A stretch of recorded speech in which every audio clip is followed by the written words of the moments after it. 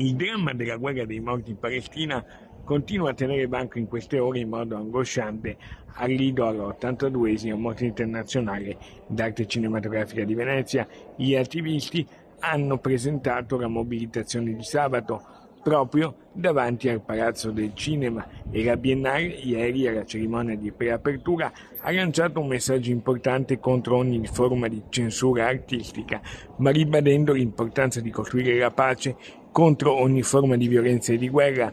Il presidente della Biennale Pietrangelo Buttafuoco e il direttore del festival Roberto Barbera hanno invitato a parlare sul palco Don Nandino Capovilla, parroco di Marghera, da sempre impegnato nel prodigarsi a promuovere con gesti concreti la pace nella striscia di Gaza. Una mostra che riflette, pensa anche a quello che sta avvenendo in Palestina e a tutte le guerre. Il suo pensiero molto bello che ha detto ieri alla cerimonia di preapertura, molto bello ma drammatico purtroppo. Drammatico perché è coerente con queste nostre giornate, con quello che accade, quello che ci tocca vedere, ma vorremmo anche ascoltare e quindi rompere il silenzio per far sì che sia chiaro un concetto.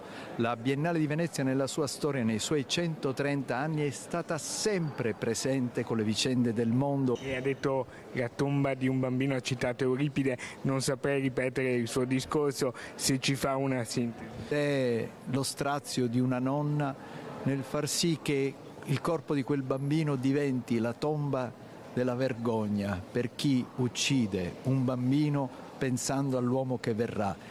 E nell'uccidere un innocente si uccide sempre l'umanità. La Biennale del Cinema e Venezia sono il palcoscenico del mondo ed è giusto che il mondo volga il proprio sguardo qui a Venezia oggi per comprendere appieno il significato di ciò che è cultura in quanto dialogo, in quanto confronto, in quanto assenza di censura e volontà di pace. Il corteo, nel quale è prevista la partecipazione di centinaia di persone, sabato arriverà fino alle vicinanze della Mostra del Cinema.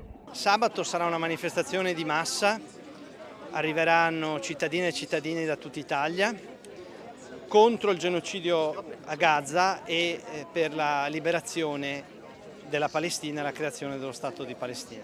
Io sono qui alla Mostra del Cinema perché crediamo che in questo momento bisogna dare spazio e visibilità alla grave situazione, all'abominio, al genocidio che è in corso a Gaza.